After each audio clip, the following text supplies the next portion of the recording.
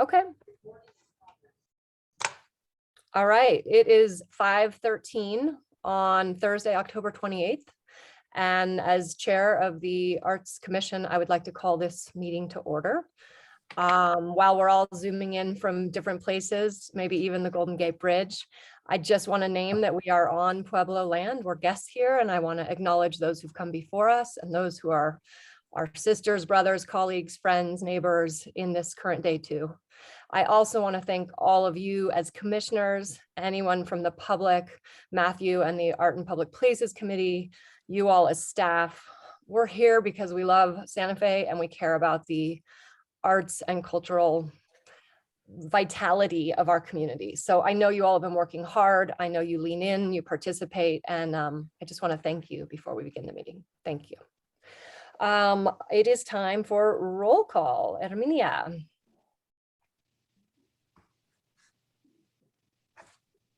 And I think you're muted. Do roll call. Let me pull this up. Adelma Hinasco, I am here. Alma Castro, Here. Exilda Trujillo de Martinez, Here. Paul Holton, Here. Anne Wrinkle, Here. Rashawn Ahmad Morris. Here. And tonight we have excused Tamara Bates as well as Jorge Bernal. And you have a quorum. Excellent. So the first item on our agenda is the approval of the agenda. And I am actually going to ask that we make one change to the agenda. I request that we consider moving items 8 and 9 up above item 5. And I'm actually asking that 9 come first and then 8, so that we would start with our action items, then move to our discussion items, and then continue with matters from the chair, director, public, etc. I'm hoping I can have a motion to approve this change in the agenda. I So moved. Beautiful. I got a full house. So moved. Okay, I'm going to say Paul moved and Exilda seconded. Thank you. Aye. Anne needs some credit too, I think. Yes, the chorus. Great. Number 4, we need to. Give me just a moment. Need to do a roll call. Sorry about Oh, that. right. Okay. Okay. Trying to work the system as we go along. So give me just a moment. This may not work out like I thought it was going to. Adelma Hinasco, I approve. Alma Castro, Yes, I approve. Exilda Trujillo de Martinez, Approve. Paul Holton, I approve. Anne Wrinkle, I approve. Rashawn Ahmad Morris, Approve. and that motion carries. Great. Thank you, Armenia. We are now moving to number 4 on the agenda, the approval of the minutes from our September 7th meeting. I would like to do this in 2 parts. One, I would like to first ask you all if you have any changes or edits to the minutes. And then on a second level, I would like us to be able to discuss the minutes in kind of a larger scope and talk about how they appear. So in terms of the minutes as they are, I will note that under members excused, member David Scheinbaum, he actually was no longer a member at that time, so I don't think he should even be listed. And then other members excused, it lists voting member Jennifer Vieja and voting member Marcia Miluka. I'm sorry, I can't pronounce that, Mikulak. And neither of them are yet voting members, so I don't think they should be listed in that spot.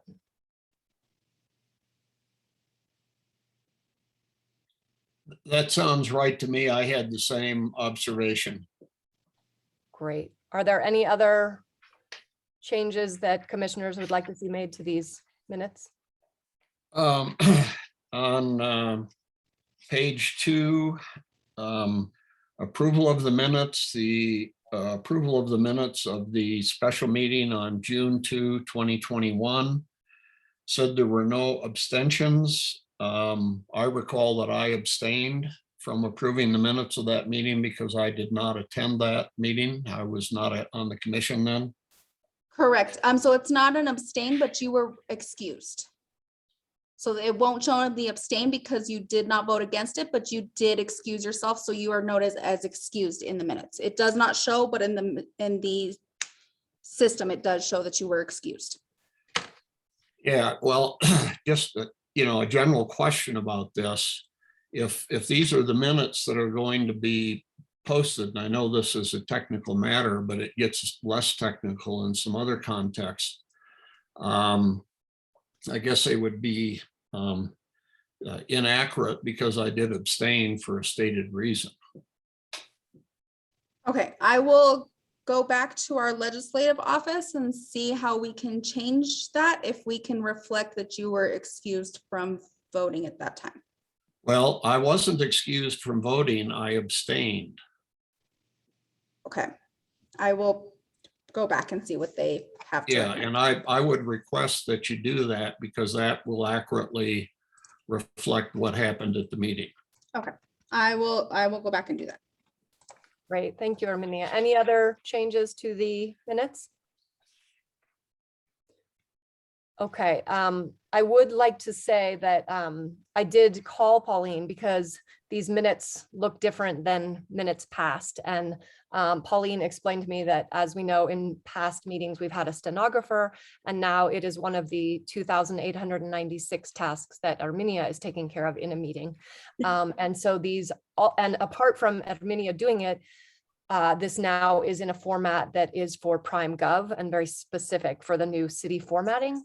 So I just need to say that while I understand this is larger issue of city compliance and you all are working within the new structures of the city, it's very difficult for us as commissioners to look back on a meeting and find any substance or nuance of what actually occurred with minutes like this. They're so skeletal. And I understand that we're now supposed to go to the YouTube page and watch the meeting, but I find that to be cumbersome, and it just feels like it's once again placing the burden on commissioners and Armenia and making this process more difficult than it should be to find out what happened in a meeting. And I just want to read to you quickly an email from a fellow commissioner who felt a similar level of frustration and said, I thought very succinctly what I'm feeling in frustration. This reads, "It is impossible to do business without a record of what has come before when we are being told some things have already been decided by another group and we haven't been given the document that was approved, and now it's going into an ordinance, and what are we that we are supposed to recommend? And we were told nothing about where to find this until a few hours before the meeting. How is the public supposed to find this out if members of the Arts Commission are in the dark?" So I just need to name that I understand these are new city systems and there's a level of frustration within the Arts Commission. Thank you. I would, if I may, Madam Chairman, just add to that. There's been discussion about the art and public places issue, and I know we're going to be discussing that tonight. And I tried to go back to the minutes of the, I believe it was December 14 of 20. And the first place I looked was on the city webpage, and that showed the minutes for the Arts Commission, and the minutes for the December 14 meeting of 2020 did not appear there. So, and I learned today about, going to this .gov thing. So I further investigated, and I did find those minutes. And when I found the minutes, I found them to be, pretty unsatisfactory, because the documents that were being discussed and had been reported here that they've been approved and are the basis for this ordinance that we're going to be discussing were not part of that record. And there were changes that were requested that are reflected in the minutes. And so it's hard to see what those changes were. And it's impossible, because that document doesn't exist. It's impossible to look at that document as, compared to the document that we've been presented with, because at that time, I don't think there was any consideration, or maybe there was, that this was going to be part of an ordinance. So it's, Thank you, Paul. So it- maybe, yeah, it's just hard. It's, and I've been trying really hard to figure out what's going on here, and have put some effort into it. And frankly, I don't know what a member of the public would be doing. But what I did observe about those minutes is that there wasn't any member of the public who participated in that meeting, or if they did, it wasn't recorded. And, of course, we're all struggling with the technology and everything else. And December 14, if I remember, those were some of the darkest days of COVID, when most of us were afraid to go out to the grocery store because of what was happening everywhere. So this, Okay. I don't know what we can do because of the constraints, but, at a minimum to get the documents and have those be part of the record that we're going to be discussing, and to get them enough in advance of the meeting so we have a chance to study them. That would be my request. And I don't know what if that's appropriate to bring up as a motion, if this is the right place or not, but that is a concern, because to try to get ready for this meeting today, just to get the basics in front of me, it took some serious effort. okay, thank you, Paul. I think we can discuss it more in our discussion item, and I think we've heard clearly that we need a easier way to access minutes. Are there any other comments? If not, I'd like a motion to approve the minutes with the changes that we noted. Do I have a motion? I so move. Thank you, Exilda. A second? I'll second. Great. And Armenia, do we need to do roll call on this? Adelma Hinasco, Yes. Alma Castro, Yes. Exilda Trujillo de Martinez, Yes. excuse me, Paul Holton, Yes. Ann Wrinkle, Yes. Rashawn Ahmad Morris, Yes. and that motion carries. Thank you, Armenia. Thank you. So we are now going to move to action item number 9, which is the review and approval of the proposed Arts Commission meeting calendar for 2020. I believe Armenia is going to walk us through that. And if I'll it's do it. done, we can also, oh, maybe we can't wiggle things. Yes, Pauline. No, I'll go ahead and walk us through the proposed meeting schedule. But before I do that, I just want to make clear that for the current calendar year, we were on special meetings or quarterly meetings. So we are calling these special meetings because they weren't scheduled. Our next quarterly meeting is December, but Armenia was able to square down a November 15th meeting, I believe. So we'll get that noticed and officially out to you all, but we were able to get that date with the YouTube channel. And then our regular quarterly meeting will happen in December. So we'll get those dates out to you. So moving forward for calendar year 2022, we're looking at Mondays, and it's a second Monday, except for when there's a holiday.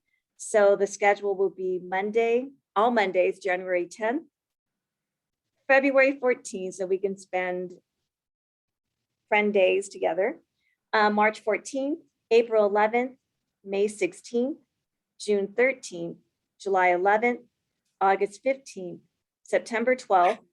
October 17th is the third Monday because the 10th is a holiday for the city. And then we look at November 14th and the December 12th. And there's a typo on our memo, so excuse us, but that will be December 12th. Great. And will you go ahead and send that out by email to all the commissioners so that they can input it into their calendars? Yes, and it's on PrimeGov as well, but we'll make sure that we get that out, and especially with the November and the December dates. Great. And I didn't quite hear, do you mind repeating now the actual November date? 15th, November 15th at Mhm. 5 p.m. correct. Okay, thank you. And I believe we need, if there's any questions. Madam, how do I refer to you, Pauline? Yeah. Director Komiama. Yeah, yeah. What was was there a December date? I wanted to get that. Yes, Chair Nosko and Commissioner Holton, that date in December is December 12th. Thank you. So then I believe we need Next to year. have, if there aren't additional comments, we need to have a motion to approve the proposed Arts Commission meeting calendar for 2022. I so move. Thank you, Alma. A second. I second. Thank you, Anne. And Armenia will run us through roll call. Yes. Just a moment. No problem. Adama Hanasco, Yes. Alma Castro, Yes. Exilda Trujillo de Martinez, Yes. Paul Holton, Yes, Anne Wrinkle, Yes. Rashawn Ahmad Morris, Yes. and that motion carries. Excellent. Okay, I believe we will now be shifting to the discussion items. First, we will be discussing the ordinance, and secondly, we will be discussing the resolution adopting the Art in Public Places program policies and procedures. And I know that we've broken out into smaller groups, and there's going to be opportunities to continue to break out into smaller groups. So I just want to name that this is a great time for us to talk as a commission, and lest we go too deep into the weeds, to remember this is not a final draft. There are more opportunities to really engage with this and continue to work it together until it's at a place where you're ready to move it forward to the governing council. So with that, Pauline, do you want to provide context for us, or how do you propose we move forward with this process? Thank you, Chairs Nosko and commissioners. Let me just give a framework, and then I'll introduce Andrea Salazar, Assistant City Attorney, who's been working on this with us. So a little bit of background, and I wanted to also thank my predecessor, the former director, Deborah Garcia Griego, because she was able to provide a lot of information. So back in 1981, the Art in Public Places was formed, and it actually predates the formation of the Arts Commission, which was done in 1985. And the former director shared that at that point, it probably would have made sense to actually define the roles and responsibilities of AIPP with an Arts Commission. And then as things moved on, as you know, we were under tourism as the Arts Commission. 2 years ago, we became our own department, the Arts and Culture Department, so that we were standing on the same level as tourism, for example, and affordable housing and all the other departments. And that was huge. And at that point, this is where we're beginning to further define the roles and responsibilities.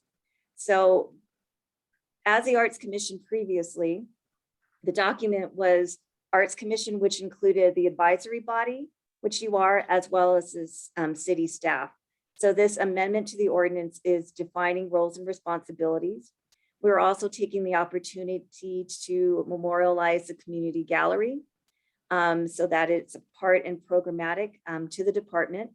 Some other changes that we're looking at is expanding the Arts Commissioner's terms from 2 years to 3 years. And so that you would serve 2 3-year terms or up to, for a total of 6. And we feel that will be a stabilizing factor.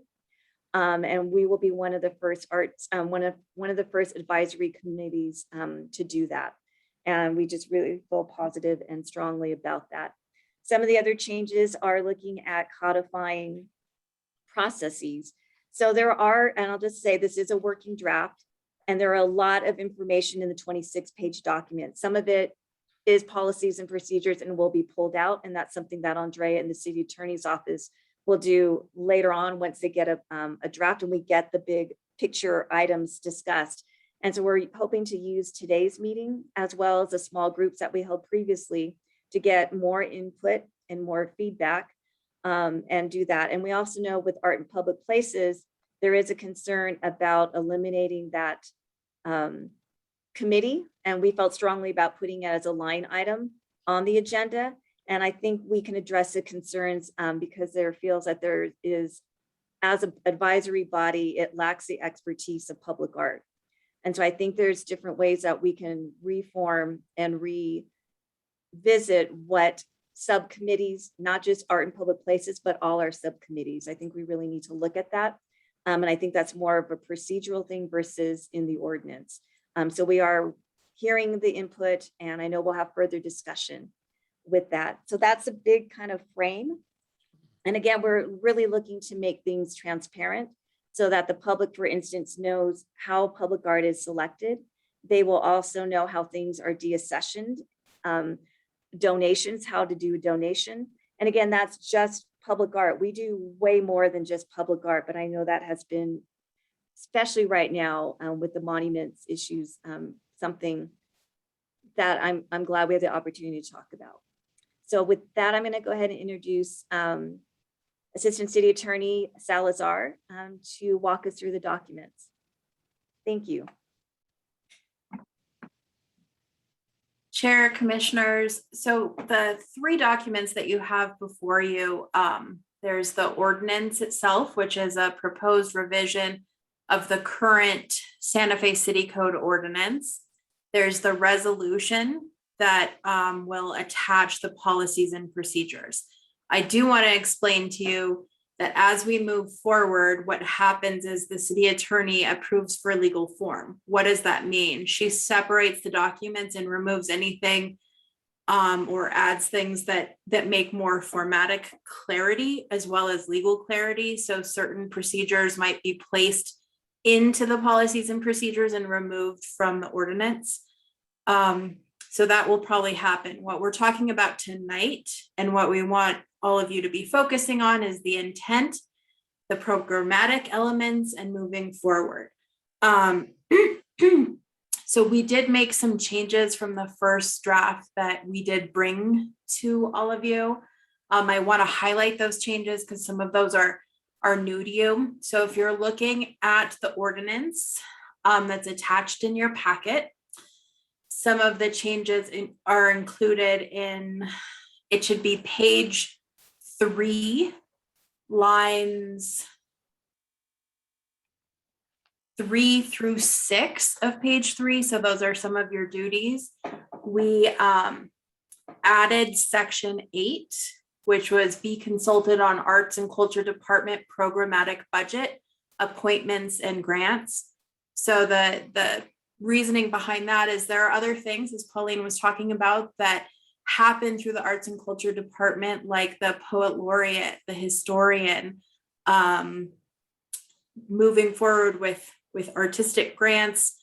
And we wanted to make sure and encompass all of that, not describe it, since this is a document really that talks about art in public places, deaccessioning selection. We wanted to make sure that your duties included the broad duties that Pauline brings forward to you, not just these public art and places duties. So that was added to the document.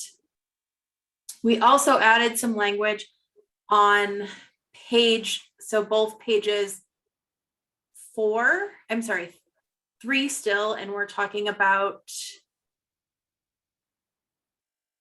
let me see, doesn't look like it was added actually.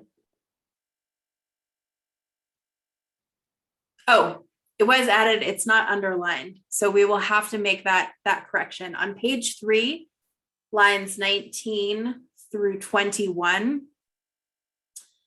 the section that was added, so it says all members of the commission shall reside in the county of Santa Fe, including those pueblos located within the county, and shall be actively involved in the arts. The comma to the end of the sentence, which is with emphasis to obtain a member from each council district, was added to this. We will have to underline it since it was an addition, but I think my track changes were accepted, and so it removed it. Excuse me.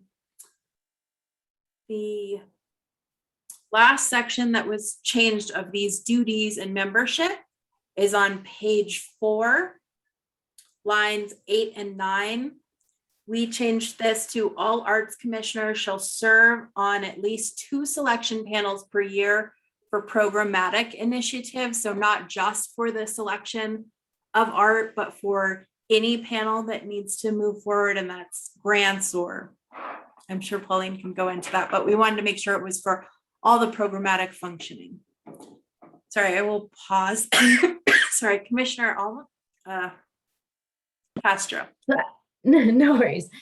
I had a quick question, and you might be going over this later, about those programmatic committees and whether or not there's a requirement of there being an arts commissioner on those committees. I think that's a good question. I'm going to let Pauline answer your question. Chair Nasco and Commissioner Castro. So it's programmatic. It's not necessarily the committees, but we're talking about the programmatic initiatives. So that could be the cultural investment program, nominating committee for, we will have 3 vacancies to fill. City historians, city poet laureate, exhibitions going forward. So that on page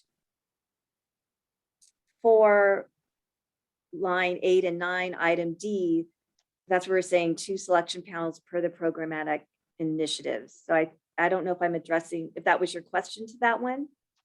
Well, so I guess I'm wondering about the relationship. Now, I know we're required now to be on 2, but there may be more than that, that maybe there won't be representation from the committee on. Does that make sense? Chair Nasco, Commissioner Castro, that does make sense. However, we are really going to be working around the schedules to ensure that there is arts commissioner representation on the panels. And so we will work around people's schedules. So when we schedule the meetings, our strategy is to look at the key people first, and then we fill in, otherwise the scheduling is like herding cats. So it's really Great. important for us to have representation from this advisory body. So I might just suggest that we actually put that in procedures where that's appropriate.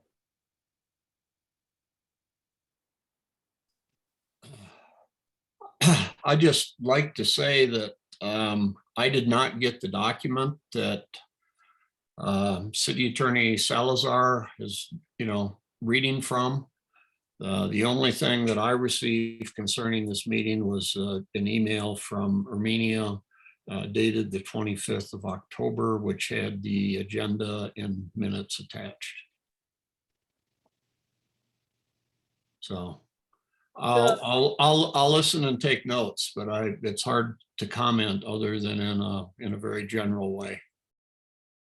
I'm pretty sure we can get that to you. Yeah. Yeah, Chair Yeah, Commissioner Bolton. you can get it to me, but it's a little bit hard to read it and digest it and speak about it at this meeting now. But we're going to have future meetings, so I'm good. We can just listen. I'll listen. Chair Commissioners, I just want to, I don't know if you have been sent the Prime Gov links, but we upload the entirety of the packet to the Prime Gov links.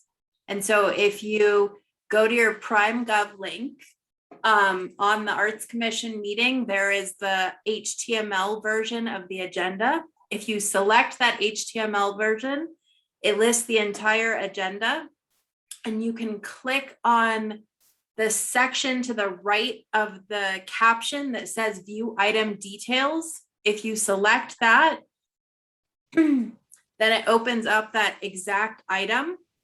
You can click on the plus sign at item attachments, and those are all the items that are included in the agenda. So our agendas include the packet information. You can also download the packet from the link on Prime Gov, but this seems to be kind of the easiest way to move forward with looking at the documents. Director? Chair Hanasco and Commissioner Holton, I did send an email out on Friday, the 22nd at 2:25. You were blind copied on it. And it included all the handouts to make it easier versus having to download it, but I also included the Prime Gov portal But I included the documents for you to look at. So I know we've had some problems with your email, and if you can check to make sure we're not going to junk. Thank you, Pauline. I was Sent just on Friday at 2:25, and that's on October 22nd. excellent. Okay, I'll get this figured out eventually, I'm sure. Okay, thank you. Commissioner Winkle, you had a question?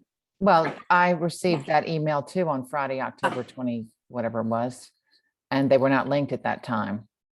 So, you know, it's a struggle to get through all this, as we saw from myself and Jennifer Villeja, who couldn't get on this call until 45 minutes into it. So, you know, don't assume that everything is working like you think it is with technology the way we see it. So thank you for just being attentive and benefit of the doubt. And I see that Jennifer is still trying to get onto our meeting, so I don't think she's had success with that yet. Just FYI to Jeff or, the technology. Jennifer is present. oh, excellent. Okay. Thank you so much. You're welcome. So Andrea, do you want to continue to field questions, or how do we continue forward with this process? Chair Nosko, however you'd like to proceed. I mean, I do see there are problems that if not everyone has been able to review changes, that is problematic. The point of today's discussion was that all of you could be together and discuss this document and make revisions, changes, and give us feedback. But if you're unable to do that, I don't want to keep moving forward if no one is ready to do that. Rashawn, please. I was just gonna say, just to echo Paul, I didn't get an email either on the 22nd. I'm like checking my inbox now too. I didn't get an email either. Okay. And the email that came to us was to Alma and Ann, incoming chair and co-chair, and to myself. And then it sounds like others were blind copied, but I'm wondering, and I respect that this is the process, but we as chairs don't know who has received this. So I understand we don't want to do a rolling quorum, but in times past, we were all copied. Is it possible just to see the full commission? So that No, it's No? only ever been blind copy because that creates the rolling quorum. So it can it doesn't only create be, the rolling quorum if it's just the one email. It's if we start forwarding it or responding. Am I not correct? I have been always taught that it blind copy everyone. So there is 3 on there that are that I can see visibly, but it is supposed to be blind copy to all. And Well, maybe there's some kind of follow-up that we could do to, confirm that we get it. I understand, that there is some record that this was sent to me. I'm diligent with my emails, and I now know how to go to the the other web page and download the meeting packets there, and I will do that in the future. But to the best of my ability, I did not receive it. But no point in belaboring this. We're going to be talking about this some more, and I'll listen and take notes. Director Kamiyama, did you want to reply to that? Chair Nosko and Commissioner Holton, we will follow up with the emails to confirm. We will just reach out to confirm that the documents were received, or the Prime Gov portal, the web link. So we'll just add that extra step to reassure and to confirm that people have the documents prior to the meetings. So thank you for that suggestion. Okay, thank you. So I apart from the clunkiness of technology and these snafus, and we're learning a new system, I do appreciate that you as city staff and you, Andrea Salazar, have given us times to break out and go through this work and slow down the process and unpack the process. And we've had one series of those working sessions, and I understand there'll be at least one more. And I think that once everyone has the correct documents, that's the appropriate time to go through line edits, etc. I don't know if this is the best use of everyone's time to kind of go through line by line right now. We have the assurance that this process is happening and that the opportunities to edit it will occur. Do I hear any pushback there? I want to make sure, it sounds like you've kind of broad brush, Andrea, given us an overview of the ordinance, the intent, and the process by which you're taking things that should be policy and procedure, moving them out of the ordinance, and tightening things up. So this will be ready for the commission's consideration in these next working meetings. Is that correct? Chair Nosko, that is correct. So, I mean, I guess my question is this: we could do feedback and discuss, thematic issues like what would you like to see, what would you like to keep, what would you like to remove, or talk about what our intent is and whether that intent is moving through the document. Or we could stop, you could receive the documents. We could work internally on making sure that everything is removed from the ordinance that's really policy, and put that in the policies and procedures, get that back to you, and move forward in November. This is also your time. So whatever works best for this group, we wanted to make sure that you had a chance to talk together as a commission. So. Alma? Well, I guess one suggestion could be if you just let us know what some of the major changes were, and maybe if there were any thematic things you guys noticed in the breakout sessions, things that you think we should be talking about in the meeting.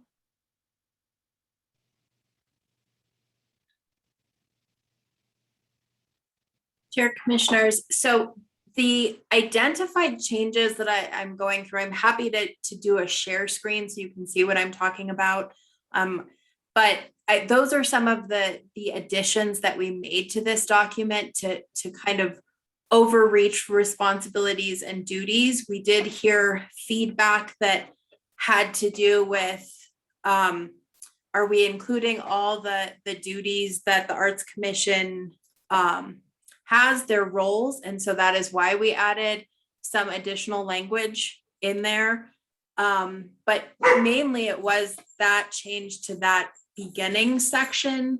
We did have some minor changes, like when it comes to discussion about consultation with the commission in administration, but I don't think that there are major changes that came out. Those were some of the main discussion points that we had. I think one of the things we talked about were the goals that were identified in the arts and public places process. We're going to be removing that and just keeping that section in the policies. So that will shorten the document a little bit. Also with the selection process, we're going to talk about the outward facing process and whose roles and responsibilities are in that process, but remove any language about selection. So it'll just have itemized types of selection, but all of that will be in the policies and procedures. And I think let me see, with the very last. So that, sorry, the last addition was in the community gallery section. We added an additional item. Any profits realized from the sale of artwork in the gallery will be utilized for the operations of the gallery. So that was a suggested addition. So we really have probably about 6 suggested additions that we added and incorporated to this document. So I think what I'd like to explain is that's kind of what we would like to see are red line additions for things that clarify the procedures and the policies. And delineate what the intent of the document is. Pauline went into that intent, and that's what we want to make sure is that intent is being seen in this document and moving outward. Thank you, Andrea. And I just want to really clarify that when you're talking about the document, you're talking about the ordinance. And we also have in front of us, hopefully, the art in public places program policies and procedures. And so that informs the ordinance, but those are 2 separate pieces that we've been looking at. And I'm hearing, and I heard in Pauline and my conversation with Deborah, Garcia Griego, that anytime we can have something in our policies and procedures, that's the place where it should live. And it shouldn't be, we shouldn't have too much of that in our ordinance because it can become prescriptive and so specific that it actually limits our capacity to be creative, flexible, and innovative in moments we can't yet imagine that might be happening in the city of Santa Fe. So I just want to name that those are two separate pieces. I don't know if we are now talking about the Art in Public Places program policies and procedures yet, or if we're still talking about the ordinance. No, sorry, all of the red lines, Chair, were done in the ordinance. So that's specifically what I'm talking about. We really didn't have a lot of discussion about the policies and procedures themselves. So that, that is something that if anyone would like to discuss, there were no changes made to those. So the resolution and the policies and procedures are the documents that you saw weeks ago that are presented tonight. Okay. So I do think that we as a commission need to speak specifically about Art in Public Places program policies and procedures, give some context and just a little bit of attention there. But I don't want to move us there until you all have talked about this ordinance in the ways that you want to tonight. And Rod, is that a hand raise or just a, okay.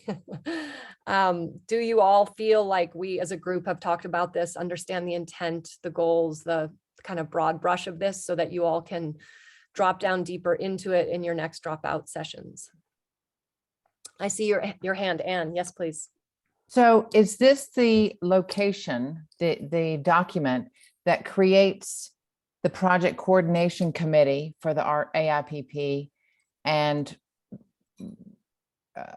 as a result dissolves the AIPP committee, subcommittee of the Arts Commission? Chair, Commissioner Wrinkle. So that is a good question. So I'm going to give you the high level attorney version and then the regular person version. So a committee was never created via ordinance or any policies and procedures. Legally, we don't govern subcommittees in any of our advisory committees. So the city has probably approximately 27 advisory committees. Some of those committees do create subcommittees. Your rules, policies, and procedures allow you to create rules or procedures, but unless they are created via resolution or ordinance, they're actually not a kind of a legal entity of the city. So why am I explaining that? Because technically the ordinance has absolutely no identifiable link to any subcommittee. What it is it's a program. So programmatically, there was a Arts in Public Places program that was overseen by Arts Commission. Subcommittee was created by Arts Commission to deal with that. There aren't any rules or overarching governing documents that talk about how that is done. And so that is what we're trying to do, is create the programmatic features so that outward facing, everyone can understand how that program is run and how committees are created. So I think what Pauline was talking about a little earlier was that the subcommittee that had been created are mainly public individuals who understand public art. And so what she would like to do is utilize those resources to place on the subcommittees, not necessarily be a subcommittee that completely is the overarching administrative function of the art. So as I understand it, you're taking, whether it was formally ordinanced or not, you're taking an existing subcommittee, Art in Public Places, of X number of people, chaired by a arts commissioner of 4 or 5 people that was static and stayed as, over several years, and worked on all different projects, all the projects that came up. And you're adapting or proposing the change to create a project coordination committee for each project that comes up as a candidate for Art in Public Places. So you're creating as many projects, a committee for every project that's, I can see customized for that community and that usage and that client, et cetera. But in the interest of what I was understood before, that the city was supposed to be, asking us to streamline or trying to streamline committees and streamline processes. I'm just questioning, you're creating, possibly a dozen committees or something, or, projects, committees versus having one that had the expertise, all in one place. I just query that as a, pros and cons. Would you like to respond to that, Pauline, before Paul asks his question? Yes, thank you, Chair and Commissioner Winkle. It's a really good question, and thank you for thinking about our workload. So being community-centered will actually increase our workload a little bit, but it is for us worth the effort, because currently the AIPP subcommittee has run in the past, yes, made of experts, but often lacking community input from the neighborhoods in which the artwork is cited. And so really focusing under Culture Connects tenets of being equitable, inclusionary, and accessible, we are really moving our practice as a department to be more community-centered. And community-centered means that we are looking to involve our client department defined as the department or facility in which the artwork is going to be placed. Member of the community, artist, of course, will still be there, public administrators, artist, and definitely an arts commissioner. So it's a step towards being more community-centered and having community input that I feel very strongly about. And what I'm hearing as a concern of eliminating a subcommittee as it stands now, it's because of the expertise that they have. So I think there's an expertise that we can call upon them, not necessarily with the selection, but actually getting their input on, let's say, reviewing the final proposal before we go into construction or before we issue a notice to proceed, and that's on the contractual side. But that's where that expertise would really come in handy for us. So conservators, general contractors, fabricators, artists who work in public art, that for us would be extremely helpful. And as well as to mentor those artists who are coming before to do the presentation about, this is my final proposal, this is my fabrication, and maintenance is always an issue for us. So having that level of expertise at that point, yes, I agree, is very valuable. And it does mean more work to have individual PCCs, project coordination committees. But again, it's site-specific artwork and it's community-centered. Thank you, Director Kamiyama, for your eye for equity and your recognition of the need for community input. It is appreciated. And I will not be part of this process, but I do hope that the expertise specific to the public art field is not lost and that there be a representative from the public art field in these special committees. And Paul, I know you had your hand up and I want to turn to you with your question. Okay. A couple of comments. First of all, the existing ordinance does give the power to the commission to organize and adopt administrative rules and procedures necessary to accomplish its purposes. And the existing ordinance empowered the commission to go through and select the works of art, the public art, and had various processes about that, recommendations to the governing body. And the Arts Commission was and is to make recommendations to the governing body. So I do think that the Art and Public Places Subcommittee, there may not have been a formal writing, but certainly it's been the practice of, as I understand it, of the Arts Commission to include members of the community, and particularly from the arts community to participate in that process. second observation is subsection E of the existing ordinance was what, how the art in public places was to be governed, which was by the Arts Commission. And that is under the proposed ordinance. I haven't seen the latest red line, but I'm assuming it's still in there. Completely eliminated that and essentially placed all of the authority over the arts and public places in the city, the city department. And I have some concerns that that is because it's not a broad-based member of the community, that the commissions, which is 9 people that have, you know, knowledge and expertise and involvement in the artistic life of the city are not really going to be, you know, making recommendations or having any real authority other than that that's assigned to them by the department.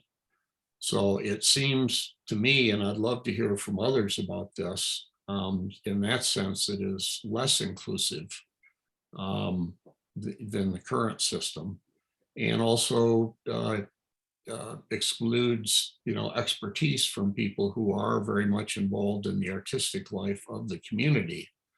And I do think having site-specific neighborhood involvement in the process is, you know, is critical. But I think there's this other element that's being subtracted, if you will, from what's being proposed by the department. Thank you. And I might also say that I went in developing this, I don't know that, I'm not aware of any feedback that was sought from the commission or the arts and public places or the public really. And I hope we do get that input before we, you know, are asked to vote on this. Thank you. And I saw 2 hands go up. I saw Rod's first and then I saw Alma's. So I hope it's okay. I'll go in that order. Rod, you wanted to speak to that? Yeah, I just wanted to speak to the Art and Public Places Committee concerns. And I understand that there is a concern about the expertise being there.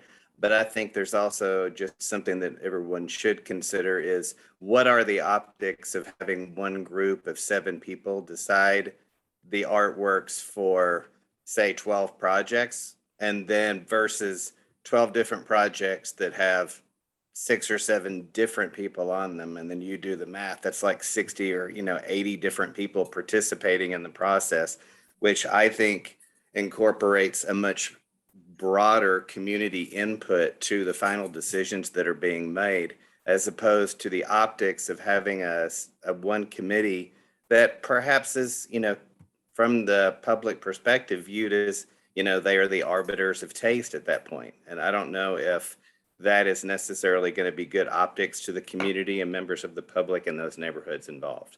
I mean, it's just something to consider. Thank you, Rod. Alma, would you like to speak?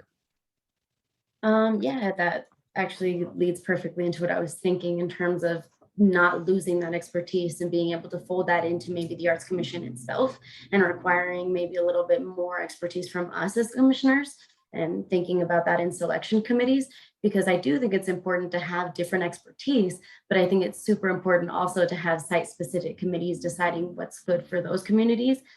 But part of what I hear Paul saying is, well, what about us? We are those committees as well, I'm hoping. Right, there is representation, and that goes back to the point I'm saying initially. I think it's important there's representation of this body at those selection committees, but not that we are the loudest voice. And that is really, really important because, as I've mentioned in other conversations, you know, we are not the arbiters of taste either. And we are, you know, just people who are interested in seeing arts and culture in our city promoted and respected, but we are not the end all be all of what this city should be doing without it. Excellent point. Thank you, Alma and Rod. Do you all feel comfortable that you can continue these conversations in the smaller meetings next week, or is there more you'd like to discuss as a group now about the ordinance in this moment of its Well, it sounds to me like there has been, as a result of our listening sessions and breakout groups, there's been some feedback that's already been incorporated into the new red line, which I haven't seen. And I think Rashawn hasn't seen it either. So I think it'd be much more productive to look at this, in a specific context. And I also agree that, this, we've got two different kinds of, expertise and in the neighborhoods and in the Arts Commission that I think everybody seems to value as a more inclusive approach to things. And so we're talking about finding some balance with some oversight and checks and balances in the Arts Commission, and to try to find the balance of all of that, so this just doesn't wholesale go over to the Arts and Culture Department. Excellent. Thank you, Paul. So I think we've kind of blended, we've danced a little between the ordinance and the art and public places policies and procedures. And I think we've talked about both, but I just want to give a little more time to the arts in public places policies and procedures, if we may. And I just want to give a little bit of background for those of you maybe coming on new now, and just for all of us, that Andrea Hanley, who was a commissioner, proposed that we have a collections management policy, and she drafted it with two other members of the Art in Public Places Committee and brought it before the Arts Commission.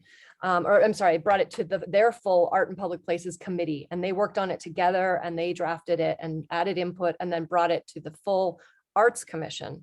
And I believe maybe you as staff, Rod and Pauline, also made modifications and had your hands on it also, and then brought it to the Arts Commission. And we voted on that document in December to move it forward.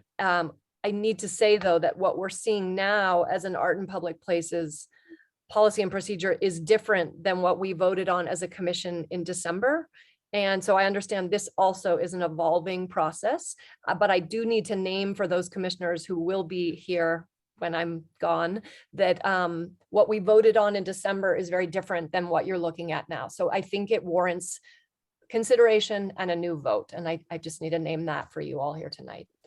And with that, I'm wondering if there are any questions, comments, or I know that also, I believe you all have seen the letter that Matthew Chase Daniel sent to Pauline outlining some of his concerns about how this process has been handled. And I just want to make sure everyone has seen that so that we're all on the same page with information from the public and from that committee. I see nods. Okay. Then Pauline, is there more that you or Rod as the department want to add, or Andrea, that we haven't mentioned that needs to be mentioned tonight in terms of the Art in Public Places policies and procedures? Okay. And I feel confident that in those smaller breakout groups in the coming weeks, you all are going to look at that document as well, and ensure that it is where you want it to be before you take it to a vote. Just so I'm clear about the mechanics of this stuff, is Matthew's letter going to be made part of the record of this, because we have talked about it, and these documents that I haven't seen, probably it's my own fault that I haven't seen them. But are they going to be part of the record? So if somebody reviews this video or the recording of this meeting, that they can get those documents out and can look at it, and we'll know what everybody's talking about. Otherwise, we're just having a nice, it's inside baseball, if you will. Director Kamiyama, please. Chair Zanasco and Commissioner Holton, all public comment that is submitted, written public comment, is included, will be included in the minutes. And then also during the matter from the public, which is item, I don't know what number it is now since we switched the. It's items, yeah, good question. It was item 7. I think item 9 now, or item 10 Okay. or something. Yeah, that is also an opportunity for the public to speak. but all written comments that are provided will be included in the minutes for next meeting. Excellent, thank you. So with that, I would propose that we move on to what was number 5, matters from the chair, unless there's additional discussion or questions that anyone has now. Alma, yes. So I don't know if this is the appropriate place, and I don't know if you want to join me. I think that I really want to thank you, Adelma and Exilda, so much for all that you've done in helping us through this process. You know, unfortunately, in COVID times, we didn't get to meet you and hang out with you as much as we would like, but it was an honor to have served with you. Thank you. And I wanted to shout out to Azilda and Adelma as well for the leadership and guidance and experience. That's unbelievable as we move into the next, I don't know what we'll do without you, but thank you for your wisdom and caretaking of this process. Thank you all. And I agree, Exilda, what a gift to have the privilege of working with you. You are so articulate, you are compassionate, you think things through, you ask for more information when you need it.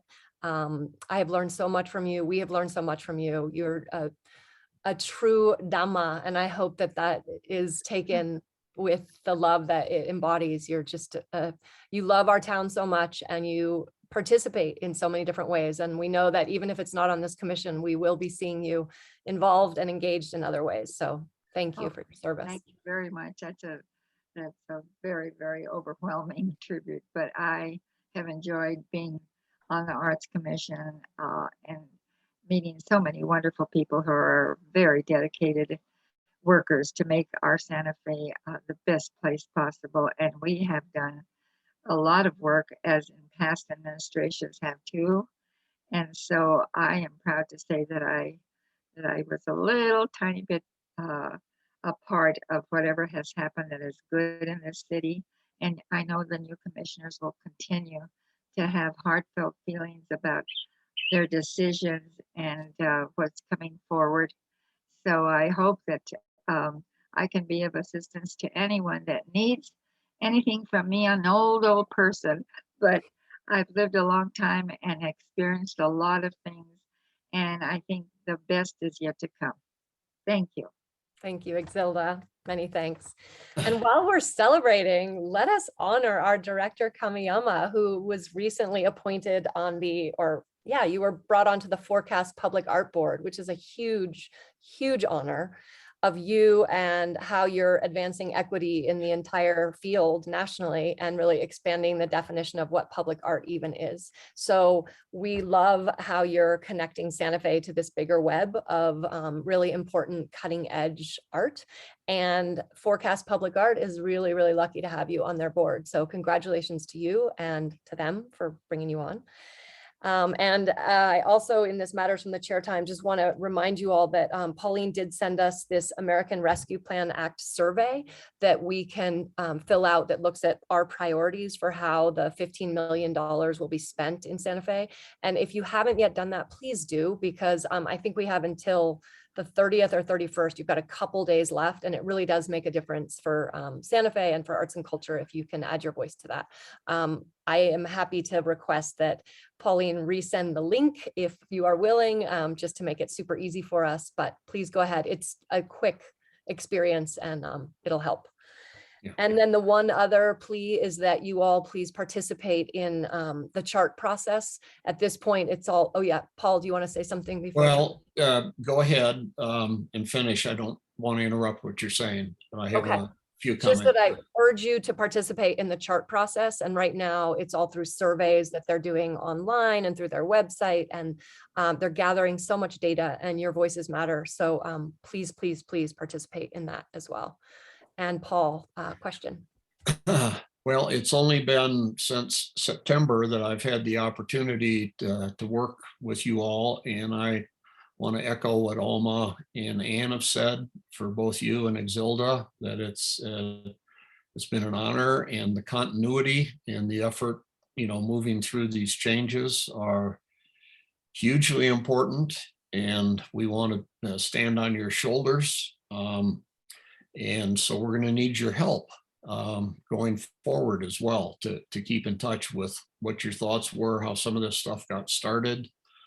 And I think we all share a passion for Santa Fe and the culture and art of Santa Fe, and collaboration and the values that we all share are, it's very exciting. But again, we're saying thank you, but not goodbye. Thank you so much, Paul. Appreciate that. And before I turn it over to Pauline with matters from the director, I do also really want to say a huge thanks to those who have served on the Art and Public Places Committee. Matthew, I hope you're out there zooming in. We have appreciated your work so much, and your expertise and your commitment. And I don't know how this is unfolding, dissolving, consolidating, and I won't be part of that, but I can say in this moment, and from all of us here, thank you so much for your commitment to the arts in Santa Fe, and for all that you've done for the Arts Commission and for the Arts and Culture Department and for the city. We appreciate you. And with that, I will turn it over to you, Pauline, for your report. Great, thank you, Chair Nosko. I too would like to start by just saying how appreciative I am for both Chair Nosko and Commissioner Martinez. You guys, both of you ladies, excuse me, have been just so supportive and without hesitation jumped in to serve on many committees, especially with the nomination committee, and really looking at the work that had been done previously, pre-pandemic, no director for a while, but your commitment to youth arts will remain with us as we look to reactivate as we get more money from lodgers tax, as we come out of this pandemic. We know that recovery, especially around the youth and looking at career pathways and actually creating careers here within the city for those youth who choose to stay here. So not only for those who go away, but for those who choose to stay here, how we can help be part of that economic development and that economic workforce in the creative sector. And so we carry that youth, that passion for youth arts that you bring, both of you. We know, as Commissioner Holden said, this is not goodbye. We will see you in the community. We hope to rope you back in on some other things. We do have the 30th annual Mayor's Arts Awards coming up next year, and would love to have your participation. And there's so many other things. I just want to echo that and reinforce that the youth arts commitment that you two brought to this will continue forward, and we'll be able to actually re-jump that. So thank you for that. Other things I'd like to just thank some of the arts commissioners who came to the Midtown Block Party. I think it was a really great example of community engagement and getting community input. And so Commissioner Wrinkle, thank you for being there. Commissioner soon to be Mikulak was also there, and Commissioner Bates was also there that I saw. Rod and I, for part of the afternoon, were monitoring buildings for the building tours. But it was really nice to see all the different arts organizations and the nonprofit organizations who do so much great work to help get input that will be incorporated and heard and built upon other information that's been in the works for years. And it's a really great example of how arts can be that bridge for data information and gathering in a gentle and non-off-putting way, and that everyone has a place and everyone has a voice, and it's providing additional opportunities for those voices to be heard. So I really appreciate that. Want to say that. I have a couple exciting things happening in January 2022 for about 6 months or so. The city of Santa Fe, we will be involved in the American for the Arts 6th study called the Arts Economic, so it's EAP, and of course I forgot what the P stand, Prosperity, Arts Economic Prosperity Report, and it's a survey. So we are going to be doing that and working with our cultural partners, both as 501c3 arts organizations, but also nonprofits. We know that art happens in nonprofits, not just arts designated, but this art economic study is really looking at audiences and art. And this will be the 6th study. We're also helping to bring, when the conclusion of the report is done, someone from AFTA here to speak in Northern New Mexico. So we'll partner with the state and other cities to do that. I'll have more information as time develops over that, but that is to launch in January. And I believe we get our information in orientation in December. So I will definitely keep you all in the loop with that. Wanted to know if you haven't already marked on your calendar for tomorrow, 6 p.m. Our poet laureates of Santa Fe are doing a reading at the Palace of the Governors. So our newest poet laureate, Daryl Wellington, will be speaking, as well as Elizabeth Jacobson, Valerie Martinez, and our other poet laureates will also be speaking. If you haven't already RSVP'd, it's limited to 108 people in person, again, because of COVID, but that is at the Palace of Governors tomorrow. And I hope if you do have time, you'll be able to join it. If not, I'm sure there will be a link, but again, we really want to celebrate our poet laureates. Our city historian has already begun to meet with our ITT GIS team.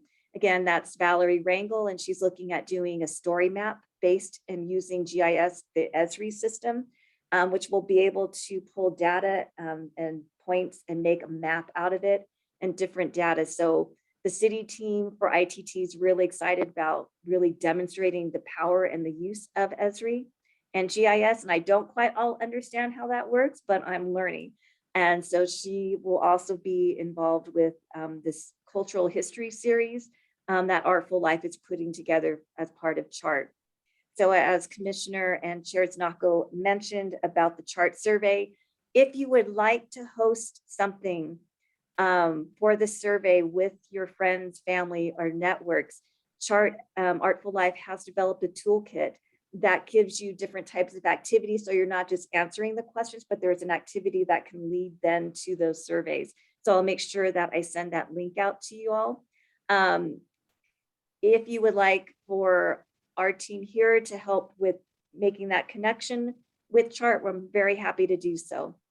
But this is definitely one of the ways in which you all can be engaged with that. Additionally, please mark on your calendar November 18th. CHART will be doing an opening event, definitely around water. I'm doing this as water, and that will be held at Frenchie's Field. I don't quite know the time yet, but it will be on November 18th, and that'll be posted shortly on the Artful Life website. So really excited about that. Also know that for December meeting, our team will do a year-end wrap-up.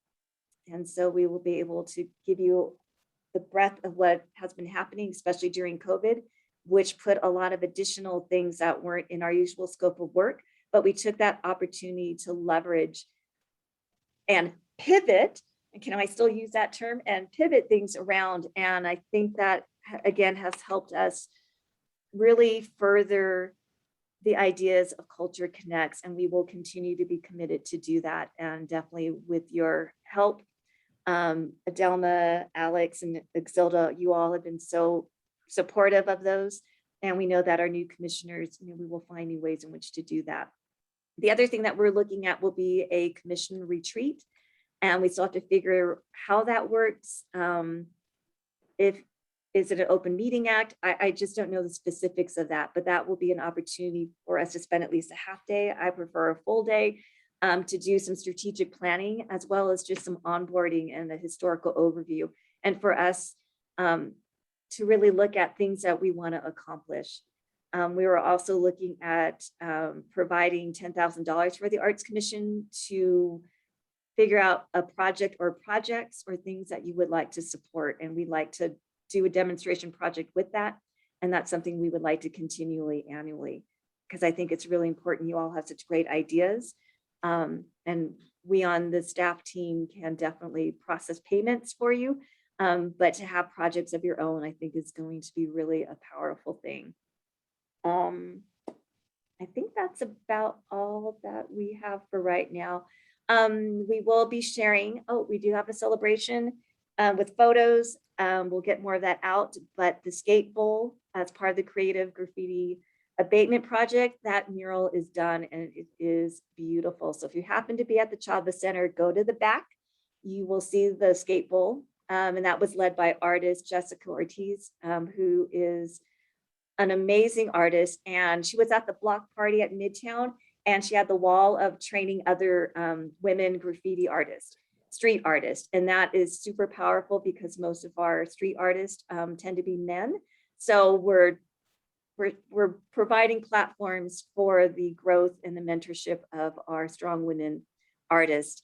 They're also through YouthWorks partnership with Alas de Agua, who we're working with, have been doing youth training workshops as well. So looking at design, composition, storytelling. If you also go to the Chava Center in the back, you will see the free wall. We're getting a sign made up that has some general rules about a free wall. So a free wall invites anyone to practice their skills in street art. And that will continue to grow and flourish. And we're just super excited. The Sal Perez pool is coming along nicely, and I'll have some images when we meet again in November. But we wanted to allow a lot of time for discussion. So there is much going on in the city, and especially for the holidays. So we'll just keep you all posted. And again, I just want to take the opportunity to thank Commissioners Naco and Martinez, you both, Exilda and Adelma, just such strong women. And I really appreciate you modeling that for us and being such great voices in the community. So thank you. Thank you, Pauline. Thank What you, a- Pauline.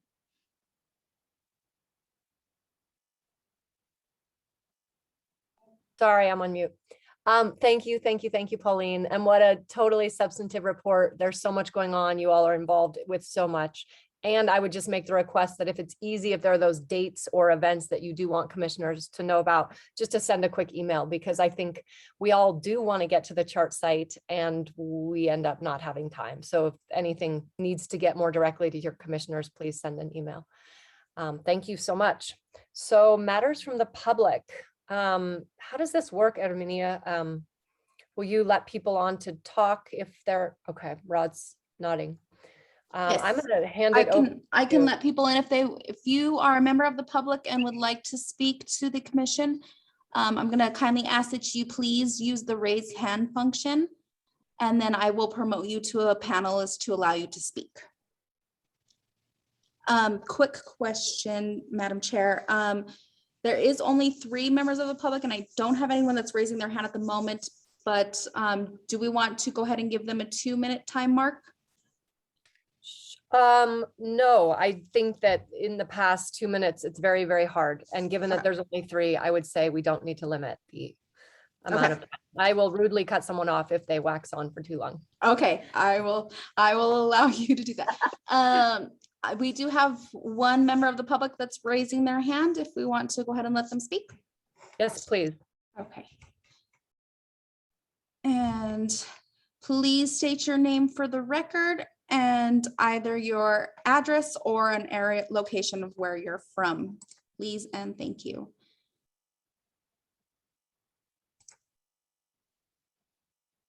Okay, and I'm letting them in. Should be joining us now.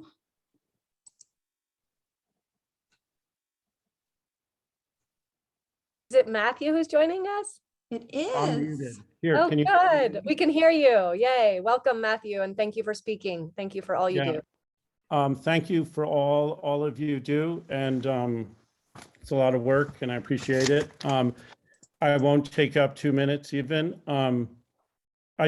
A couple things. One is I wanted to point out that the committees that select public art projects now, it's not just the AIPP members.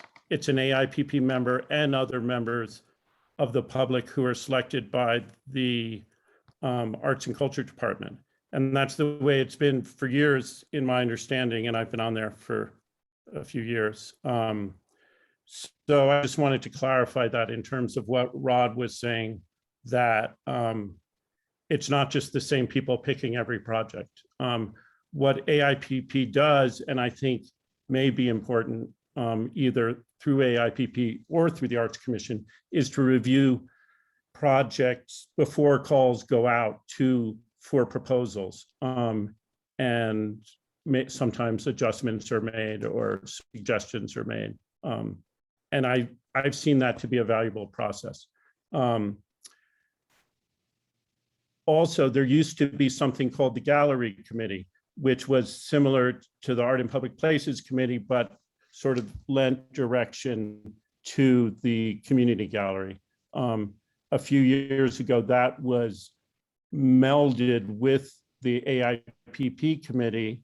And since that time, AIPP committee has done a similar thing of suggestions and directions for gallery shows that are brought forward. So in looking at the bill and the procedures, just know that that's part of the history as well. That's it, and thank you, and that's all, and I'll go now, bye. Thank you, Matthew. I don't know if he's left. I think he's left. I just want to really acknowledge the amount of historical information he brings, institutional memory he brings, as well as great capacity and creativity. So in whatever way he continues to be involved, we are so lucky to have Matthew Chase Daniel living and working and contributing to the cultural vibrancy of Santa Fe. So thank you, Matthew. I would like to second that, and also to really, think about, as we're going forward with this, how do we, preserve and utilize and take advantage of the institutional memory of a lot of the great people that have been involved in various capacities over the years here. I know, Rod, I've enjoyed the community gallery, for a long time, coming in to see the shows and, chat with you about them before I really knew exactly what you did, other than, be there in the community gallery to talk to people and, share your knowledge of the work. But, someone like Matthew has, with the work that they do, they are the, in many ways, the arts community. It's a lot of diversity. It's a lot of inclusivity. And I think it should be part of what we're trying to do in our guidelines, is to make sure that we welcome that and encourage it. Thank you, Paul. So I just want to make sure there aren't other members of the public. Armenia, you can see if there are others. We do have Marcia. She Excellent. is here. Marcia, I'm going to go ahead and promote you to a panelist for you to speak.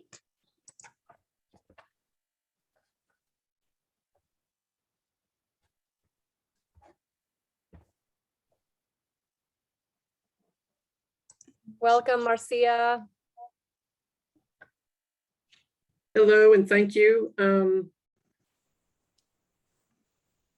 Yeah, I just wanted to reiterate that I haven't seen some of the documents discussed tonight. I have seen the resolutions and the revisions, but what I also have not seen is the letter from Matthew. So I'd really like to make sure that I get that, so I can participate more fully in the discussions that are about to happen.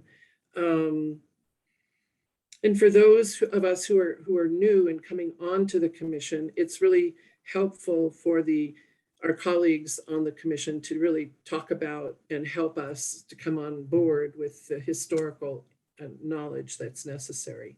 So a retreat would be awesome if we could actually have that. And the last thing is, the way to pronounce my name is really quite simple, but it just looks awful. So it's like Mick, like Mickey Mouse, okay, Mick, and then you, like Y-O-U, and then Lack, Mick, you, Lack.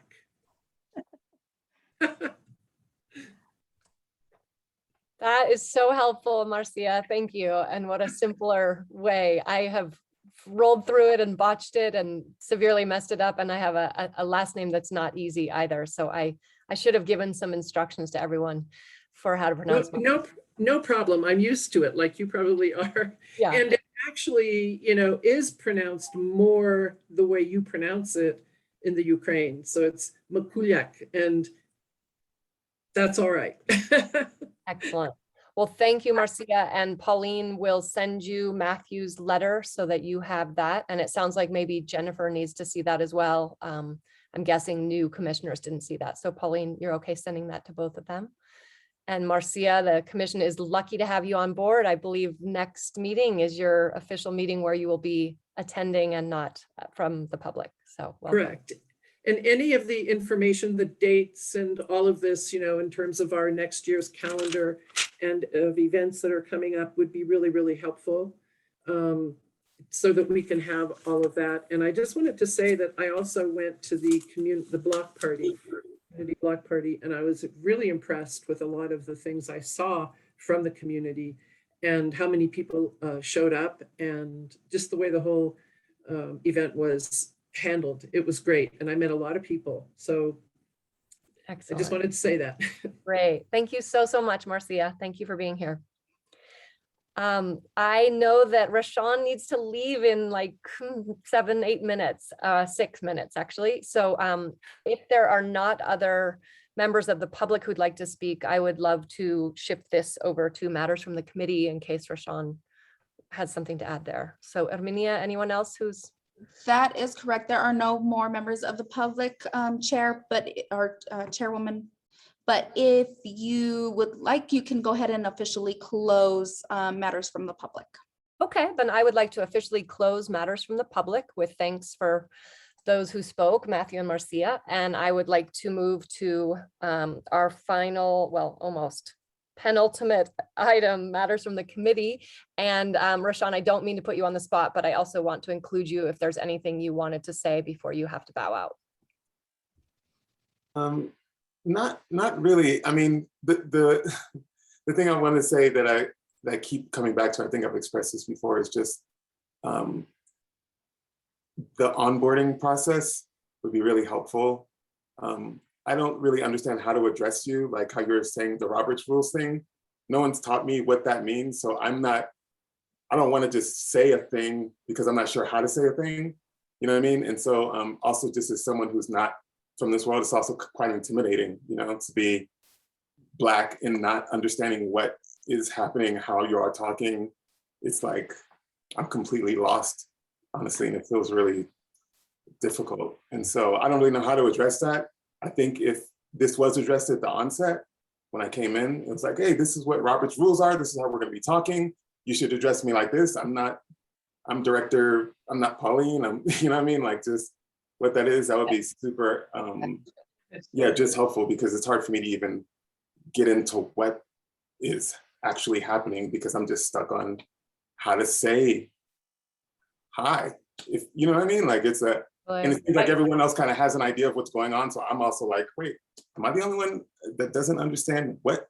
Just so you know, none of us knows what's going on. I mean, it just, but it's, you know what I mean? Like everyone understands that there's some language happening. Really, just, I don't know how I can get caught up or in thinking about recruiting other folks, just so it feels better for everyone. Yeah. Everyone else that doesn't understand this would be awesome. Really excellent feedback and beautifully named. And I think it could be a fun process too. Pauline's got a great cheat sheet that could be morphed, adapted, made musical, or anything else to really dispel the myth of whoever Robert was and whoever his rules are. I think once you get that roadmap, you'll be like, oh gosh, I got this, a few photos. So yes, Pauline, you do have that nice synopsis that you found somewhere that you could send out to commissioners until I know you'll do something more engaging and formal at your onboarding or your retreat. But in the meantime, I think those cliff notes would be super helpful for all of us to have. Yeah, and I also just wanted to say that I also understand that there's a whole lot to be done, and like, this is a lot to be dealing with all these different things. And so I understand why it's difficult to actually do what I'm asking.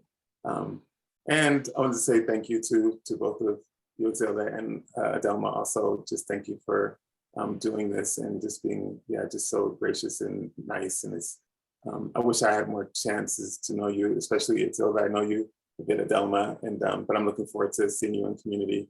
And yeah, just thanks to everyone. And I was also at the block party too, and it was really beautiful and fantastic too. So I'm sorry I have to leave, but thank you all, and I'll look forward to talking to you all soon. Excellent. Thank you so much, Roshan. We appreciate you. Bye. And I just want to underscore what Roshan's saying. We're talking about access, inclusion, equity, representation from all districts, linguistic differences, and we need to provide information so people feel really comfortable and not like they don't have the information or they're not part of it, or all of that. Roshan so beautifully articulated that. So let's all think about how we can do that collectively, so that this is a diverse, representative group of people. Any other matters from the committee? All right. Then I would like to move to the next item, which is the next meeting scheduled. That will be a special session, November 15th at 5:00 p.m. Got that on your calendars. And with that, I want to say that your incoming chair and co-chair are a force. And I want to acknowledge you, Alma, as our incoming chair. You are incredible. We are in good hands. You are so of the people and also so high level, skilled, brilliant, thoughtful, strategic. It has been a pleasure to meet you, learn from you, grow with you. You are a total inspiration. And Anne, what a wing girl co-chair, incredible partner in leadership you will be. You are gracious, you're informed, you know a bigger world, you ask great questions. You are just exceptional for this position. And the two of you really are going to lead this commission well. And I have total faith in you. I don't have a doubt. And please know there are so many of us in the wings that love you, support you, and will do anything you need as you move forward into this next chapter. And the city's in change, the world is in change. It's an intense time and you're going to hold it beautifully. And I just thank you for being willing to hold it together and hold it together. So anyway, my deep gratitude to you both and my excitement for what's ahead and how well you're going to carry things into that next chapter. And with that, I propose, unless there are other comments, that at 6:45 p.m. I move to adjourn, and I would need a motion and a second to do that. Do I have a motion to adjourn? I so move. Yay, Chair Castro so moves. I second. All right, co-chair Anne Wrinkle seconds. And with that, we are adjourned, and we say, we'll see you soon, Gilda, and thank you all so much. Thank you so much, Adelma. Your leadership is incredible. You're just wonderful. You want to mention, thank you all. Good night. Good night. Thank you all. Thank you so much. Good night.